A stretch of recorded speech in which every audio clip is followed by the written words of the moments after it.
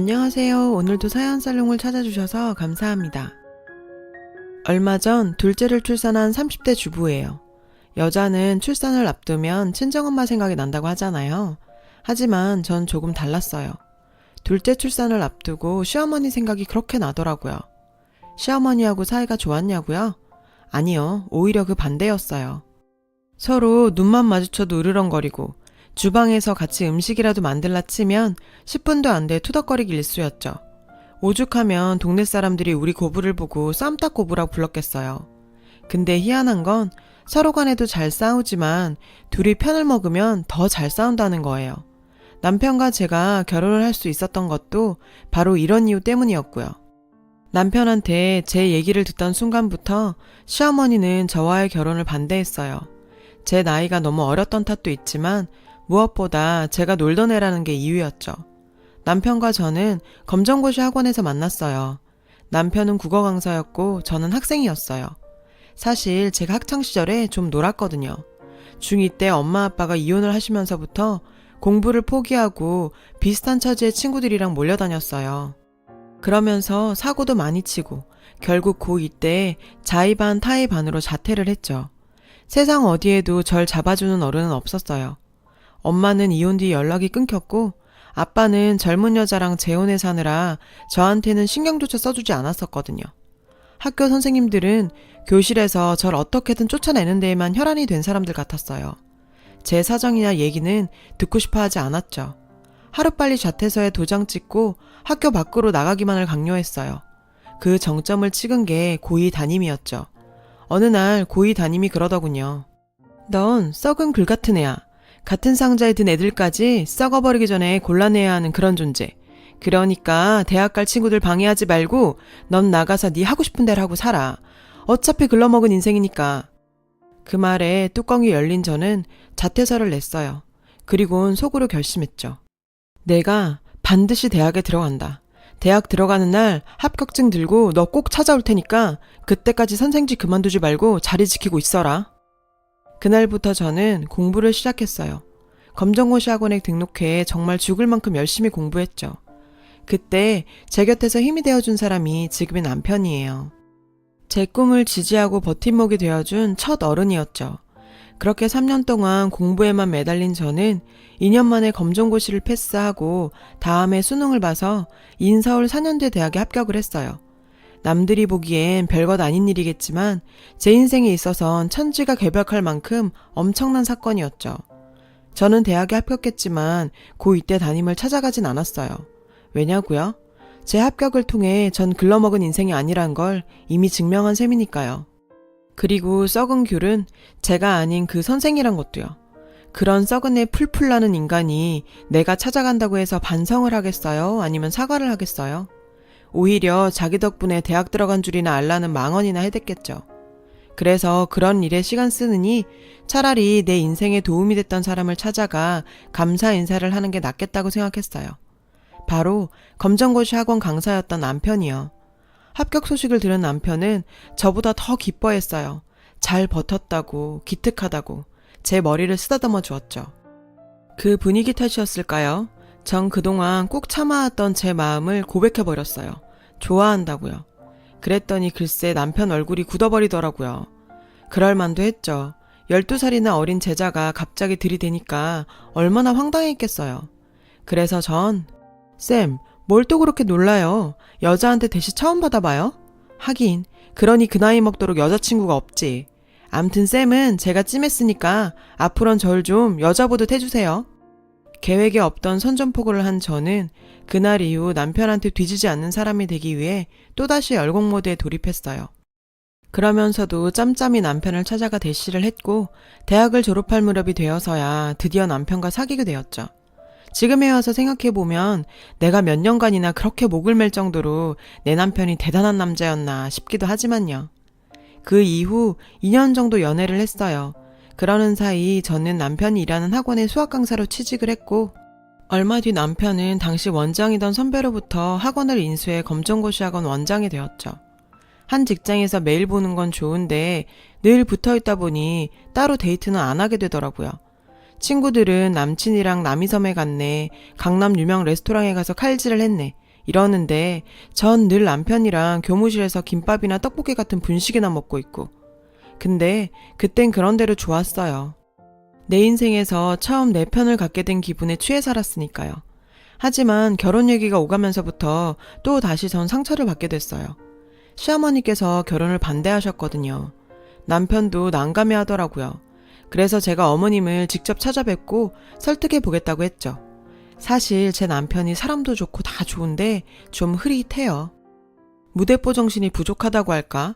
암튼 그래서 제가 직접 시어머니를 찾아갔죠. 당시 시어머니는 시장통에서 생선가게를 하고 계셔서 그리로 찾아갔어요. 어머님은 제 인사를 받자마자 손사래를 치며 시간 낭비 말고 돌아가라고 하시더군요. 그때였어요. 젊은 부부가 생선을 손으로 만지작거리자 어머님이 불같이 화를 내시는 거예요. 그랬더니 덩치 큰 남편이 칠 듯이 달려들며 사면 될 거 아니냐고 오히려 화를 내더군요. 그랬더니 어머님도 지지 않고 그럼 네가 만진 생선 다 사가라고 하셨죠. 그러자 부인이 나서서 생선이 부서진 것도 아닌데 왜 다 사라느냐며 난리를 쳤고 순식간에 시장통은 시끌벅적하게 됐어요. 사람들이 하나둘 모여들고 싸움은 점점 커졌죠. 급기야 남자는 자판을 발로 차며 무력을 행사하기 시작했어요. 상대적으로 연세가 많으신 어머님은 힘에서 밀리기 시작했고요. 그때였어요. 남자가 밀치는 바람에 어머님이 바닥에 나동그라지셨죠. 야, 이 새끼야, 우리 엄마 건들지 마! 그 광경에 헷가닥한 저는 그대로 소리 지르며 달려들어 남자를 발로 차버렸어요. 그리고 그 순간부터 개판이 됐죠. 어머님과 저 그리고 상대 부부가 뒤엉켜서 아우 어마어마했죠. 덕분에 저는 고등학생 때 이후 발길을 끊었던 파출소에 시어머님과 함께 나란히 가게 되었어요.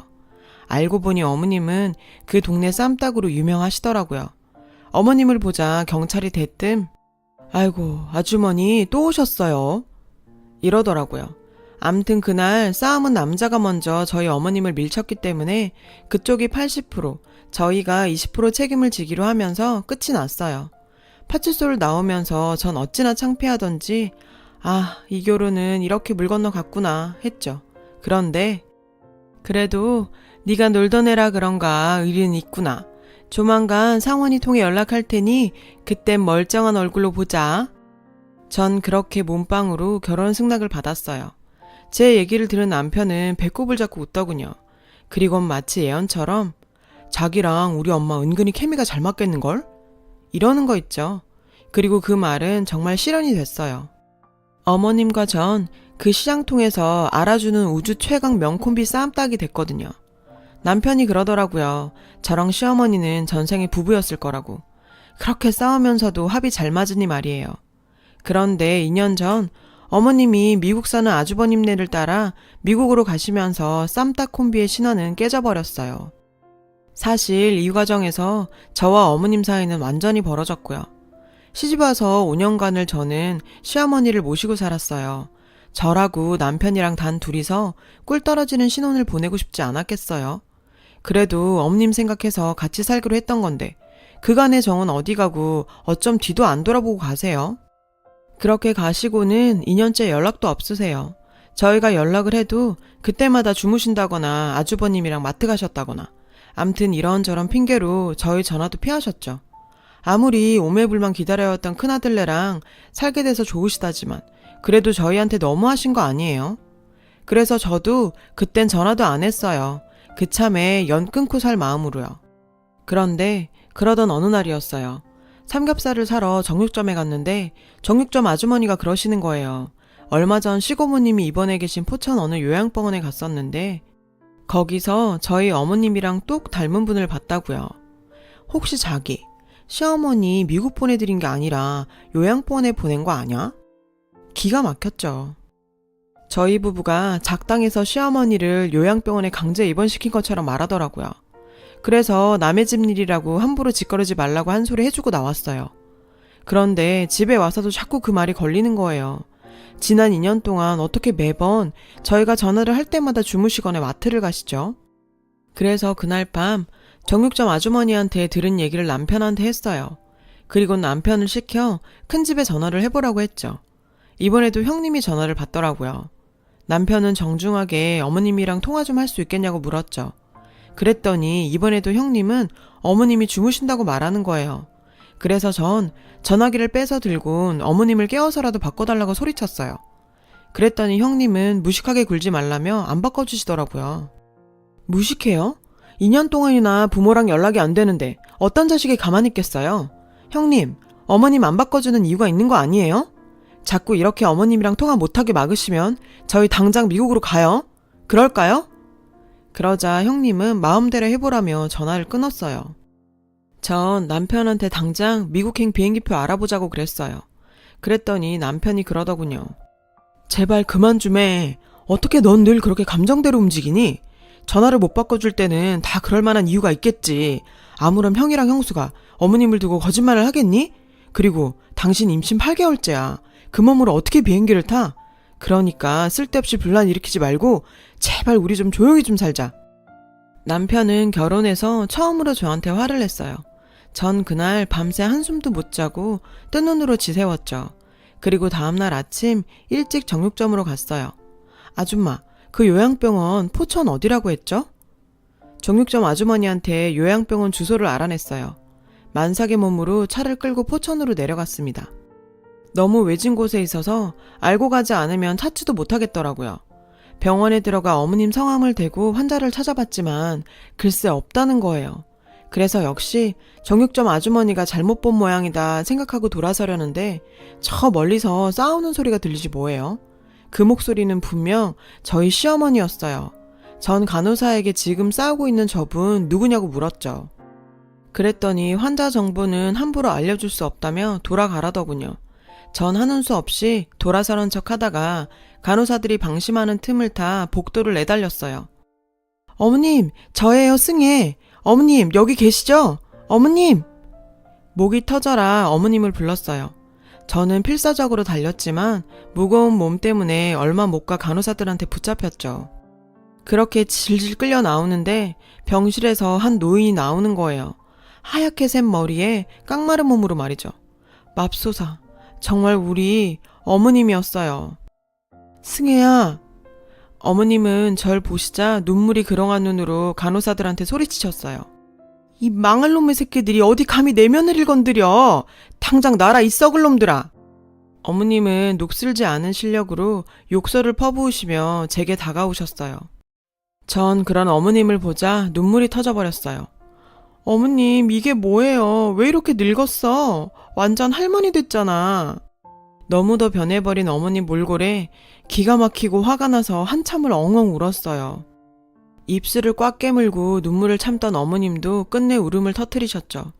우리 쌈딱 고부는 그렇게 병원 바닥에 주저앉아 꺽대며 한참을 울었어요. 저는 그 길로 남편한테 전화를 걸어서 이 사실을 알렸죠. 전화를 받고 한 걸음에 달려온 남편은 병원 측에 가족증명서를 제출하고 동의서에 서명을 한 뒤 어머님이 빼내올 수 있었어요. 제 예상대로 어머님을 병원에 입원시킨 건 아주버님 내외였어요. 쓰레기 같은 것들. 그날 밤 전 어머님께 물었죠. 도대체 어떻게 된 일이냐고요. 미국에 도착하고 얼마 안 되고부터 형님은 어머님께 돈 얘기를 꺼냈다고 하더군요. 경기가 안 좋아 아주버님 하는 일이 어렵다며 건물을 팔아주십사 했다고요. 건물이요? 어머님한테 무슨 건물이 있어요? 그동안 저는 몰랐던 사실인데 어머님이 예전에 돈놀이를 하셨었대요. 그때 돈을 꽤 모았고 그 돈으로 도려변에 작은 건물을 하나 사셨나 봐요. 없는 셈 치고 묵혀뒀더니 어느새 몇 배로 올라 현재 50억 가까이 됐다고요.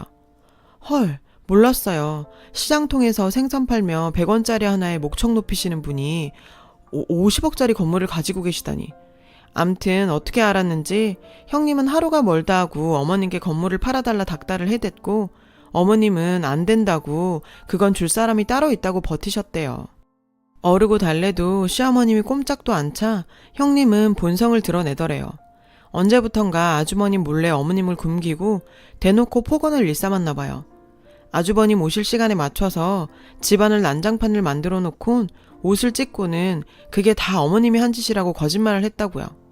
그렇게 드세던 시어머니도 미국에서 오갈 곳도 없이 그런 상황에 왔으니 심신이 많이 쇠약해지셨던 거죠. 어머님은 아주버님한테 거짓말이라고 오히려 며느리가 자기를 굶기고 못할 말 다 했다고 했지만 아주버님은 어머니, 제발 그만 좀 하세요. 치매 걸린 어머니 모시느라 저 사람 신경 안정제 먹으면서 살아요. 어머님한테 가슴욕 들으면서도 울면서 하루하루 버티는 사람이라고요. 저 사람이 불쌍하지도 않으세요? 하루가 멀다 하고 집안에 분란이 일자 아주버님은 형님 뜻에 따라 어머님을 요양병원에 보내기로 한 거죠. 그렇게 어머님은 돈에 눈이 먼 큰며느리 때문에 한순간에 치매 노인으로 낙인이 찍혔고 얼마 뒤 형님 손에 이끌려 지금의 요양병원에 입원하게 되신 거였어요. 그런 시어머니한테 형님이 마지막으로 한 말은 정말 충격적이었죠. 어머니, 살아선 여기서 못 나오실 거예요. 건물은 좀 천천히 갖는다 생각하죠 뭐. 어차피 어머님 돌아가시면 저희 손에 들어올 건물이니까. 그 말을 들은 저는 그깟 건물 줘버리지 그랬냐 했어요. 그랬으면 그런 고생을 안 해도 되지 않았겠냐고요. 그랬더니 이년아, 그게 얼마짜린데 그걸 줘. 저도 내 빤스 한 장 안 빨아준 그딴 년한텐 절대 안 준다.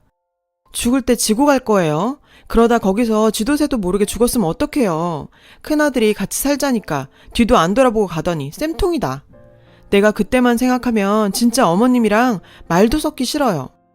제가 지난날 서운했던 감정을 털어놓자 어머님이 그러시더라고요. 이년아, 너도 남편이랑 자식 새끼 끼고 알콩달콩 살아봐야 될 거 아니야. 언제까지 시애미 끼고 살 생각이야? 지 생각해서 미국으로 가줬더니 뭐가 어쩌고 어째? 아무렴 내가 뭐가지 뻣뻣한 큰며느리가 좋아서 그 집에 살겠다고 했겠냐. 으이그 맹추야. 몰랐어요. 어머님이 그런 생각으로 미국으로 가셨는지는. 이게 다 어머님이 저 위해 주시려다 당한 일이라고 생각하니 너무 미안해서 감정이 추스려지지 않더라고요. 그래서 그냥 어머님 등을 꼭 안고 울었어요. 어깨가 들썩일 정도로 꺽꺽대면서요. 다음날 저는 미국 형님한테 전화를 걸었어요. 포천에 있는 요양병원에서 어머님이 돌아가셨다는 연락이 왔다고요. 장례를 치러야 하니 당장 들어오시라고요. 수화기 너머의 형님 목소리는 슬픈 척 연기를 했지만 순간순간 들뜬 기색이 엿보였죠. 그리고 이틀 뒤 아주버님 내외는 한국으로 들어왔어요. 공항으로 마중을 나간 남편과 저는 두 분을 차에 태운 뒤 바로 경찰서로 갔죠. 동서, 장례식장으로 바로 안 가? 경찰서는 왜 온 거야? 전 사망 확인서에 자식들 사인이 들어가야 한다고 거짓말을 하곤 그 내외를 경찰서로 데리고 들어갔어요. 그리고 내외는 형사과로 들어가자마자 얼굴이 하얗게 질렸죠. 형사 앞에 시어머니께서 멀쩡하게 앉아 계셨거든요. 전현이요. 전현이 날 요양병원에 감금하고 내 건물을 가로채려고 했어. 그뿐인 줄 알아요? 미국에 있을 때 툭하면 날 때리고 욕하고 언제든 버릴 수 있다고. 전현 좀 처벌해주세요. 전현 좀. 형님은 그 와중에도 쇼를 하더군요. 어머니, 정말 왜 이러세요? 저요, 어머님 때문에 힘들어요. 형사님, 저희 어머님이 치매가 심하셔서 저렇게 생사람을 잡으세요. 보다 못한 제가 한마디 했어요. 쇼하고 앉아있네. 야, 너 어디서 그런 씨도 안 먹힐 거짓말을 해? 어머님이 뭐? 치매? 네가 이럴까봐 병원 가서 진단받아왔어. 의사 선생님이 그러더라. 우리 어머님 아주 짱짱하시다고. 동계산도 빠르고 기억력이 나보다 좋더라. 근데 뭐? 치매? 이게 확 어디서? 그리고 아주버님, 제정신이에요? 아무리 여편네가 좋아도 그렇지 와이프가 치매란다고 병원 진단 한번 안 받아보고 그 말을 믿어요? 이거 완전 똥멍청이 아냐. 당신 여편네가 당신 엄마를 죽일 뻔했는데 근데도 한 번도 의심 안 하고 와이프 말만 믿었다고요? 진짜 대단하다. 이봐요, 재수씨, 함부로 말 좀 하지 마세요. 설사 내가 실수를 했다고 쳐도 그땐 상황상 그럴 수밖에 없었어요. 뭘 알지도 못하면서. 그리고 아무리 놀던 벌을 못 버렸다 해도 손윗사람한테 2년 전년이 말이 됩니까? 아주버님은 이 와중에도 형님 편을 들더라고요. 제가 반말 좀 했다고 절 나무라는 거예요. 그랬더니 야, 이 미친놈아. 그래, 작은 애가 네 여편네한테 욕하는 건 그렇게 가슴에 맺히고 네 여편네가 네 애미 이 꼴로 만든 건 아무렇지도 않냐? 이런 썩을놈의 새끼 같으니라고. 이봐요, 형사 양반, 난 저 두 연놈 절대로 용서 못하니까 당장 잡아 가둬주쇼. 에라이 썩을놈들아, 이 똥물에 튀겨 죽어도 모자랄 것들아. 이번에도 어머님과 전 쌈딱 콤비로서 최선을 다해 아주버님 내외와 싸웠어요. 그날 어머님은 형님을 납치 및 감금, 폭행 등으로 고소고발을 했어요. 그리고 어머님의 사망 소식을 들은 형님이 한국으로 오기 전 부동산에 연락해 건물을 매각해달라고 했던 사실까지 추가로 드러나 죄목이 하나 더 늘게 됐죠. 참, 사람이 어쩌면 저럴 수 있을까요? 어머님이 돌아가셨다는데 건물부터 팔 생각을 하다니. 인겁을 쓰고 어떻게 저럴 수 있는지 정말 이해가 안 돼요. 전 그날 경찰서에서 혼신의 힘을 다해 싸운 탓에 예정일보다 2주나 빨리 출산을 했어요. 제가 진통으로 고생하는 동안 어머님은 옆에서 제 손을 꼭 잡아주셨고요. 그리곤 이렇게 말씀하셨죠. 순산만 해라. 그러면 그 건물 너 주마. 아들놈의 새끼들도 다 필요 없다. 지 마누라한테 빠져서 지 애밀 모른 척한 놈이나 만상 마누라가 지 애미 찾아 나설 동안 방구석에 뭉개고 있었던 놈이나 다 똑같아. 애쓰글 놈들. 너 아니었으면 내가 이렇게 살아남을 수 있었겠냐? 이게 다 네 공이다. 그러니까 그 건물은 네 남편한테 10원어치도 주지 말고 네가 다 가져라. 대신 나중에 내가 혹시 치매 들거든 똥기저귀는 빨아줘야 한다. 건물을 주신다니 정말 고맙긴 했지만 진통 때문에 힘들어 죽겠는데 옆에서 계속 떠드시니까 화딱지가 나서 그만. 아우 어머니 시끄러워요. 아파 죽겠는데 뭐라는 거예요. 똥기저귀는 무슨. 하고 질러버렸지 뭐예요. 어쩌겠어요. 이렇게 생겨먹은 걸. 어머님도 이해하시겠죠. 미운정 고운정 다 든 우리 고부 정말 전생의 부부였을까요? 이제는 남편보다 어머니 보면서 삽니다. 어머님 건강하게 오래오래 같이 살아요. 제 얘기를 들어주셔서 감사해요. 모두 건강하세요. 여러분 사연 댓글에 응원과 현명한 조언 부탁드려요. 좋아요와 구독은 저에게 큰 힘이 됩니다. 오늘도 좋은 일 가득하세요.